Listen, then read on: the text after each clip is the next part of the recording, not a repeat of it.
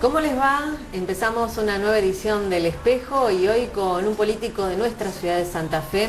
Estamos hablando del concejal Luciano Leiva. ¿Cómo te va, Luciano? ¿Qué tal? Bienvenido. ¿Cómo estás? Gracias por la invitación. Bueno, ¿cómo te definís en la vida política? ¿Cómo te gustaría que te definan o cómo te sentís vos cómodo cuando te definen? Bueno... ¿Sos un político de raza? ¿Sos un político que descubrió la política con el tiempo? No. Yo convivo con la política desde muy chico. Porque en mi casa se hablaba de política siempre, así que convivo con la política, con la historia de Santa Fe, de la Argentina. Mi casa era una casa en la que se hablaba permanentemente de temas históricos y de temas de actualidad. Y yo desde que me acuerdo que me gustaba el escenario político, las elecciones, iba con mi papá a algunos mitines, en fin. De manera que yo no descubrí la política, y siento que después con el tiempo, en la adolescencia, sobre todo yo pertenezco a la generación de la época de los grandes cambios, fines de los 60, principios de los 70, ese ambiente político que viví se transformó también en una suerte de interés por el problema social. Te digo, en esos años los adolescentes que convivíamos con esa realidad, empezamos un poco a politizarnos a partir de tomar conciencia de los problemas sociales. Así que ahí inicia mi interés y mi vida activa en la política. Vos hablabas de tu casa, de la política que se respiraba en tu casa. ¿Dónde estaba? ¿Cuál es tu barrio de la infancia? El sur, el centro sur. Yo vivía... En realidad yo viví algunos años en Esperanza. Ajá. Sí, porque mi mamá es de Esperanza. ¿Naciste acá en Santa Fe? Físicamente sí, pero mis padres vivían en Esperanza. Mi mamá vino acá a tener el parto. Nosotros vivíamos en Esperanza. Mi papá trabajaba en Santa Fe, viajaba todos los días. A los 6 años míos nos vinimos a vivir acá. Yo vivía en calle Buenos Aires, entre San Martín y San Jerónimo, y después se trasladaron a donde todavía vive hoy mi mamá, que es en 25 de Mayo, entre Buenos Aires, Monseñor Saspe y General López. Lo de Buenos Aires delata la edad. Muy bien, bueno, pues ya nos vamos situando en el tiempo. ¿Y te acordás algo de Esperanza? Está bien, vos te viniste a los 6 años, ¿no? Pero sí. ¿Tenés recuerdos de esa ciudad? Sí, muchos, porque bueno, después he seguido yendo de vez en cuando, pero me acuerdo de irse al Jardín de Infantes en la Escuela Normal de Esperanza, y me acuerdo una ciudad súper tranquila. Sí, muy linda, con una plaza. Yo vivía a 1,5 cuadras de la plaza, una plaza hermosa, muy grande. Y vivía en la casa de mis abuelos, que era muy grande, entonces la sensación de mucha libertad y de una infancia en esa parte muy agradable. ¿Familia grande? No. Nosotros somos 3 hermanos, un hermano mayor y una hermana menor, así que no, pero muy seguiditos los 3 y bueno, conviviendo permanentemente en la infancia, ¿no? ¿Y tus viejos de qué laburaban? Mi papá trabajó toda la vida como empleado y después fue gerente muchísimos años del Jockey Club de Santa Fe. Y mi mamá era docente, estaba en los gabinetes de física y química, en la Escuela Normal de acá de Santa Fe. Mira. Sí. ¿Siempre estuvo ahí? Toda la vida, porque empezó en la Escuela Normal de Esperanza y después cuando nos vinimos para acá la trasladaron a la Escuela Normal de acá y trabajó mucho tiempo ahí, fue preceptora también, muchos años, así que ese fueron... Y fuera de aire hablábamos de tu relación, si es que existía, familiar con quien fue gobernador, Luciano Leiva, gobernador de Santa Fe. Sí, en realidad toda la familia de mi papá, desde muchas generaciones atrás, está vinculada a la política santafesina. También hay un constituyente del 53 que se llamó Manuel Leiva, que fue representante de Santa Fe, en esa línea de antecesores. Y sí, Luciano Leiva, yo te decía que fue un tío abuelo muy querido por mi papá, con el que él convivió un tiempo también, y bueno, hubo otros personajes, y por eso también un poco lo que te decía de que la infancia estaba muy vinculada, porque además a mi mamá también le gustaba mucho la política, y cuando yo era chico me acuerdo que se hablaba mucho de la Segunda Guerra Mundial, por ejemplo, que había sido una cosa relativamente reciente. Así que sí, una familia... Mucha lectura, por ejemplo, era del tema de la docencia, de poder acercarte a los libros tu vieja, o tu propio viejo también. Sí, se leía en casa, sí, se leía, pero insisto sobre todo que yo veo que por ahí, no sé si en la actualidad ocurre de la misma manera, se hablaba en la mesa de cosas de actualidad, y eso te genera una curiosidad, un interés, se te hace natural aquello que en otros casos no lo es, y eso, bueno, sí, después en la adolescencia se convirtieron en lecturas, en actividad un poco más... ¿Y tus viejos eran militantes? Mi papá fue demócrata progresista muchos años. Él era primo de, por ejemplo, de Ricardo Molinas, el que fue fiscal, y militaba con ellos. La democracia progresista hasta un tiempo. Después Ricardo Molinas fundó un partido que se llamó Latorrismo, no sé si lo tenés presente. Y bueno, terminó en ese partido, un partido chiquito, pero sí, tuvo en alguna época una militancia, después con los años fue dejando. ¿Tu mamá no? No, mamá no tuvo, pero le interesa mucho hasta el día de hoy, ahora está trabajando en esa asociación Conciencia, y le interesa mucho, sigue muy activamente la vida política nacional. Y ¿había peleas, por ejemplo, en la mesa? Sí, muchas. De subir el tono. Sí, no sé si, sí, bueno, sí, también de subir el tono. Pero discutimos mucho porque yo enseguida tomé para la izquierda, digamos, antes de hacerme peronista, tenía una actitud y una visión más rebelde de lo que era el statu quo social y político. Y mi papá... siendo del status quo también, Luciano, ¿no? Porque si uno empieza a armar ese rompecabezas, digamos, era una familia bien constituida, de clase media. De clase media, en términos socioeconómicos te diría de clase media, media, bien común. Nosotros no teníamos, vivíamos de un sueldo. Pero sí, tal vez, si vos querés, en el caso de mi papá, un poco conservador, y por eso el choque, porque yo sí empecé a tener una visión de adolescente más rupturista respecto del statu quo de aquellos años, y entonces ahí empezaron los debates, ¿no? No solamente sobre la vida política, sino también sobre las costumbres en general, que yo desde usar el pelo largo, por ejemplo, que para esa época... Sí, a pesar de que parezca mentira actualmente, pero una vez en Estados Unidos estaba con un grupo de jóvenes y pues, yo ya estaba semipelado como estoy ahora, y me decían, ¿y usted era hippie? No, le digo, tanto como hippie no, pero usaba el pelo largo, entonces se reían porque no podían creer. Pero... sí, todas estas cosas que para mi papá eran un horror, entonces discutíamos sobre todo. ¿Tus hermanos también iban en la misma sintonía o no se enganchaban de la misma forma? No de la misma manera, no. Mi hermano, con el que nos hemos llevado y nos llevamos muy bien, era más conservador, tenía una visión distinta, en aquella época te diría filo radical, mi hermana un poco más parecida ideológicamente a mí, pero no, era una familia bastante diversa en ese sentido. Qué lindo, ¿no? Porque poder compartir y tener esas experiencias por ahí más allá de las discusiones, pero son lógicas y está bien que suceda, ¿no? Sí, bueno, era la típica rebeldía del adolescente, digamos, que intenta romper con lo constituido, pero...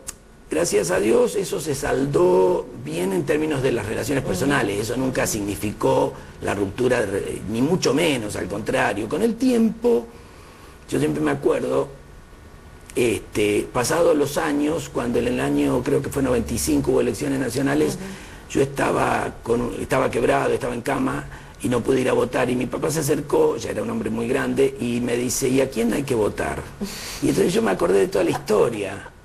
Y digo, mira vos, en lo que quedó la distancia enorme que teníamos, en que él me vino a consultar a quién yo votaría, y creo que hizo lo que yo le dije. Qué bárbaro. ¿Y en la escuela cómo era eso, digamos? Porque vos tenías una buena preparación, un buen acompañamiento con la familia, en el sentido de poder acceder a determinadas lecturas que a lo mejor otros chicos de tu edad no. ¿Cómo se daba eso en la escuela? Yo era muy buen alumno, debo confesarlo. ¿Eras traga? No, vos sabés que no tanto. ¿De dónde te sentabas? Era responsable. Eso te va a marcar, a ver, ¿dónde te sentabas? A ver, en el colegio nunca me sentaba adelante, en el medio, siempre en el medio. No, sí era responsable, si no me gustaba ir a poncho, qué sé yo, esas cosas, pero tampoco era traga. Debo confesar que fui abanderado en el secundario y en la primaria. Pero fíjate que en el secundario había otros alumnos que tenían, o compañeros míos que tenían mejor promedio. Pero en esa época en el colegio se empezó a elegir por otro tipo de condiciones, y entonces, bueno, pero sí, era de buen alumno. Mis padres, viste, daban por descartado que yo me eximía en todas las materias, que no había problemas. ¿Metían presión? No ¿Nunca había. te llevaste una materia? No. ¿Nunca supiste lo que es llevarse? En el secundario no. No, en el secundario no. En la universidad tuve 2 o 3 aplazos, pero no, en el secundario no me llevé ninguna materia. ¿Tenían tus compañeros que los ayuden? A veces, sí, algunos. Y yo a veces pedí ayuda también. Sí, sí, éramos en ese sentido bastante solidarios. Yo tuve un grupo de compañeros muy lindo. ¿Seguís teniéndolos? Sí, nos vemos con mucha frecuencia. Algunos se reúnen mucho más que lo que yo me reúno con ellos, y me invitan, pero tengo muchos amigos de la época del secundario, con los que todavía sigo siendo amigo. ¿Diferentes profesiones? ¿Algunos que hayan ido por el lado de la política o no? Mario Barletta. ¿Un compañero de...? No fuimos de la misma promoción. Y teníamos muchos amigos en común y compartíamos ámbitos. ¿Eran de pelearse ya de chicos? Sí, bueno, discutíamos, claro. Es que, ¿sabés qué pasa?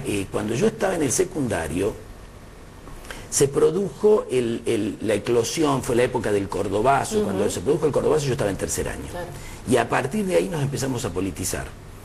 Y yo estaba en el colegio de los jesuitas, y los jesuitas también, la época en que aparecieron los sacerdotes para el tercer mundo. Y nosotros, los chicos, empezamos a dividirnos también, o en opiniones. Entonces teníamos 16, 17 años y discutíamos en el colegio sobre qué estaba bien, qué estaba mal, con qué postura teníamos que estar cada uno. Y eso llevó a que en algunos casos hubiera grupos con cierta tensión interna, que por supuesto con el tiempo se fue saldando, pero sí discutíamos.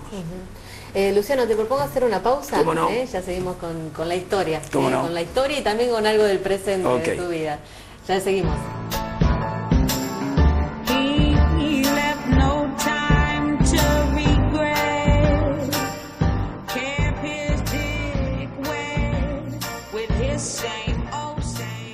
Continuamos en El Espejo con el concejal Luciano Leiva.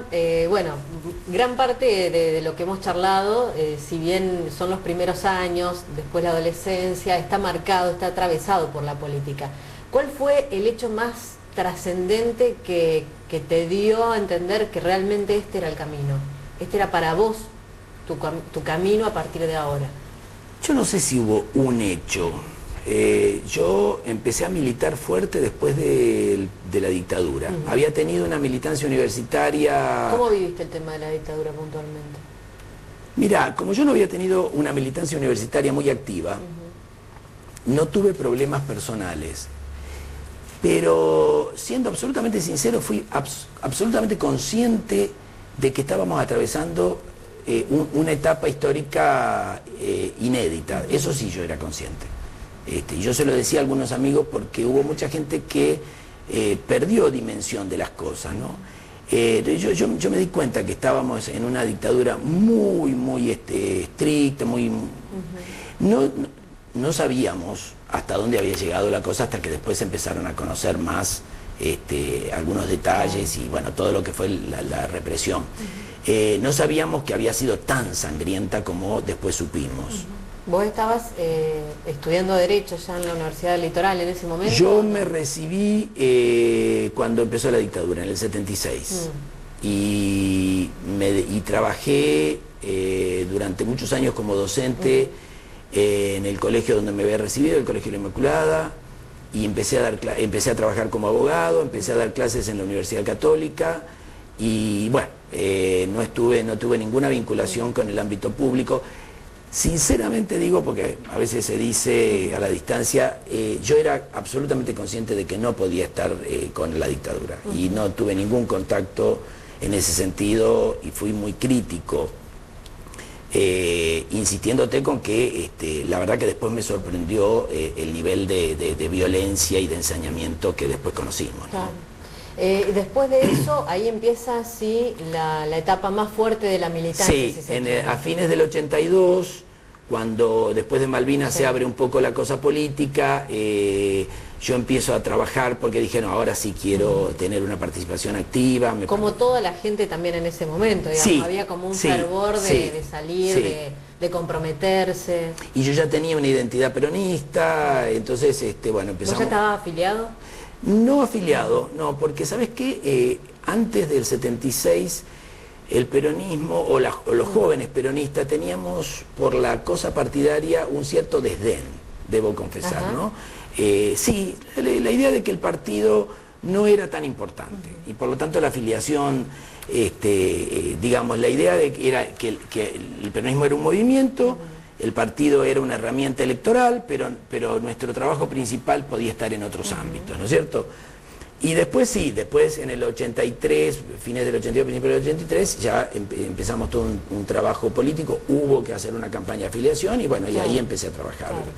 Y hoy por hoy, digamos, desde el momento de la militancia hasta llegar al Consejo, ¿cuál es la principal herramienta del político? Vos, a lo largo de estos años, sobre todo en el Consejo Municipal, creo que hiciste hincapié en el tema de la transparencia. Y en el tema social. En el tema social. El tema de la transparencia. ¿Es que el político se olvidó de la gente? No, yo creo que hubo de todo, digamos. ¿Por qué me preguntás? A ver, discúlpame que te pida una aclaración. Es interesante verlo, digamos, desde como dirigente político, de cuáles tienen que ser las principales herramientas para, desde la política, modificar algo. Y yo creo que vos trabajaste fundamentalmente en el tema de transparencia en su momento, como cambios también sociales, ¿no? Después de tantos años de donde la política fue mal vista, fue una cosa, la gente, pasamos del fervor del 80 y pico a la decadencia del 90 y en la crisis de los partidos políticos. En realidad hay algo de cierto en lo que dijiste cuando dijiste el político se olvidó de la gente. En los 90, el neoliberalismo, que adoptó el peronismo, por otro lado, digamos, todo lo que fue la etapa menemista, hizo que buena parte de los dirigentes políticos, tanto peronistas como no peronistas, sacando algunas excepciones virtuosas, digamos, sí tomó distancia de la gente. Porque convengamos que la aplicación del modelo neoliberal en los 90 hizo que aumentara sensiblemente la pobreza, la desocupación, y que se abandonara en buena medida parte de los derechos de los trabajadores, una serie de conquistas de décadas. Eso era inexplicable. Digamos, el político, el diputado que votaba leyes contra la gente en la década del 90 no podía venir a dar cuentas de eso, ¿no? No es como ahora que un diputado nacional puede venir y decir asignación universal por hijo, nacionalización de la AFJP. Si puede venir a hablar con la gente de las cosas que vota positivamente, porque son hechos positivos para la gente. En esa época hubo un retroceso en ese sentido y por eso hubo una desmovilización, porque para llevar adelante ese plan hubo que desmovilizar. La gente movilizada hubiera salido a la calle. Bueno, en ese sentido sí hubo un retroceso. También, por otro lado, hubo una campaña contra la política, porque la política, obviamente... O sea, pensada, yo creo que, armada, elaborada contra la misma herramienta que es la política para... Yo estoy convencido de que es así. Yo me acuerdo de los programas de Neustadt, por ejemplo, donde Neustadt llamaba a diputados y los basureaba al aire, digamos, y los tipos quedaban sin contestar. En ese momento estaban absolutamente a la defensiva, pero hubo toda una escalada, porque en realidad lo que había era un fortalecimiento del poder de las corporaciones económicas, que fue lo que ocurrió en los 90. ¿Cómo haces para fortalecer las corporaciones económicas? Y debilitando la política. Entonces, el debilitamiento de la política vino, entre otras cosas, como consecuencia de su desprestigio.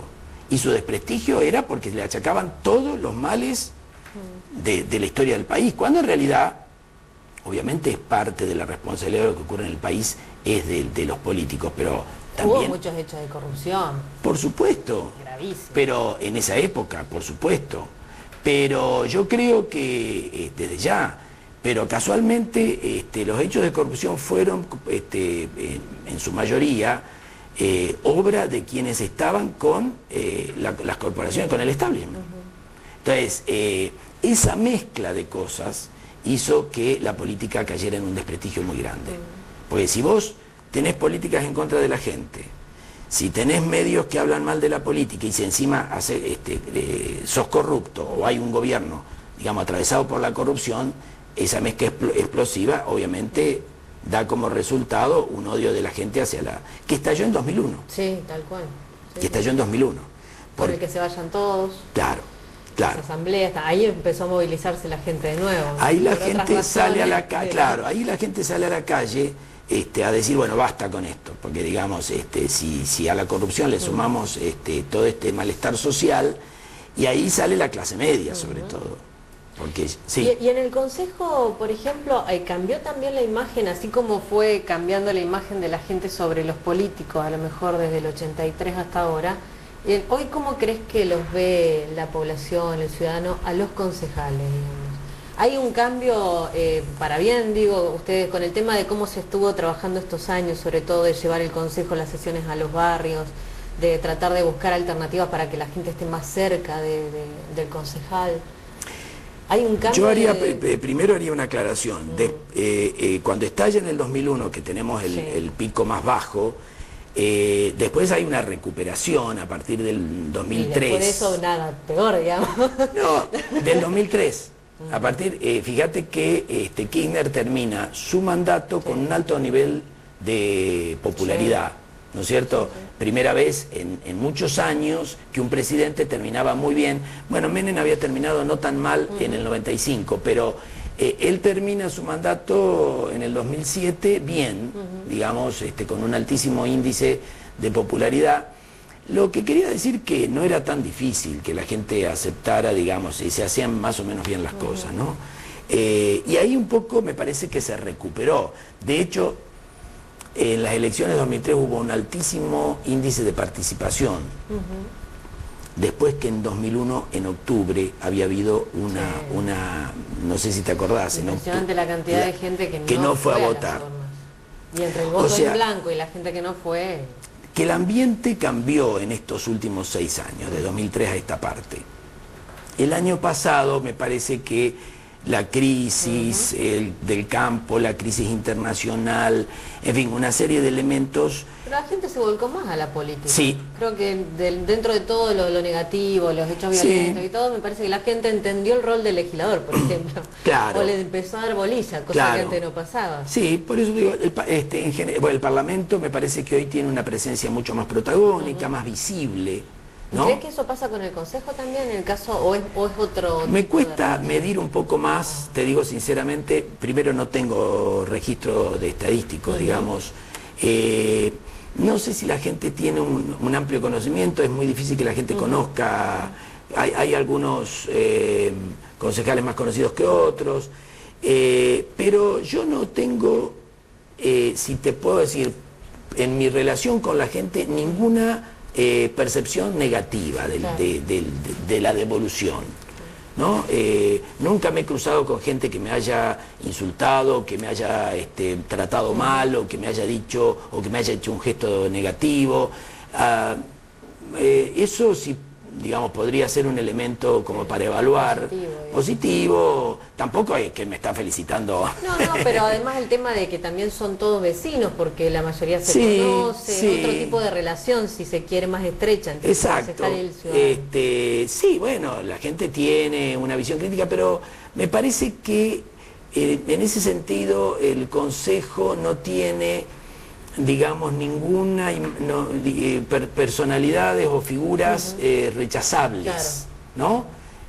Uno podría decir que en general hay una composición que la gente en general acepta, no hay elementos de corrupción, no hay ningún elemento negativo visible. Yo diría que de todas maneras nosotros sí tenemos una deuda con la ciudad, no nosotros, en general los gobiernos pasados y actual, con la ciudad respecto de lo social, y ahí es donde yo hice... Eso te iba a preguntar ahora, ¿no? Sobre qué vos crees que hay que trabajar y en tu caso particular seguir insistiendo, digamos, con la deuda social. Sí, notablemente creo, y lo he dicho desde el principio, si yo fuera intendente pondría fuerte el acento en las políticas sociales, ya sea las que pueda llevar adelante el municipio, que puede hacer mucho más de lo que se está haciendo, y en todo caso encabezaría también todo lo que se pueda hacer desde la provincia y desde la nación. Y eso intenté yo hacer con ese proyecto que presenté y que fue ordenanza, que es ordenanza, que declaró una emergencia social. Porque cuando yo me hice cargo en fines del 2007, teníamos una estadística de el 43 aproximadamente por ciento de chicos menores de 18 años bajo la línea de pobreza y del 22 bajo la línea de indigencia. Esto no tiene que ver con los totales de la población, porque hay muchos más chicos pobres que adultos pobres, porque las familias son más prolíficas, claro, las familias pobres son mucho más prolíficas. Entonces, ante esta realidad, y una realidad que por otro lado crece, no la pobreza disminuyó en los últimos años, tomado los últimos 6, con alguna variación que pudo haber habido en el último año, ¿no es cierto? Pero la pobreza y la desocupación disminuyeron, pero de todas maneras los índices siguen siendo muy altos en Santa Fe Ciudad, porque seguramente no ocurre lo mismo en ciudades como Esperanza o como Sunchales o como Rafaela. Entonces, nosotros me parece que somos viables como ciudad en la medida que tengamos una ciudad más integrada socialmente. Tenemos diferencias muy grandes y lo que yo digo es el Estado municipal en este caso, y el Estado provincial y el nacional por supuesto, tienen que tener políticas muy activas para que los pibes que están en ese sector de la pobreza estructural puedan salir a flote. Sin la ayuda directa y muy activa del Estado, es muy difícil que una franja de chicos que nacen en familias con una historia de pobreza ya bastante larga, o de indigencia, te diría, ya no de pobreza, salgan por sí solos. Luciano, un placer. No, al contrario, muchas gracias a vos. Nosotros nos reencontramos la semana que viene para Hacer el Espejo. Chao.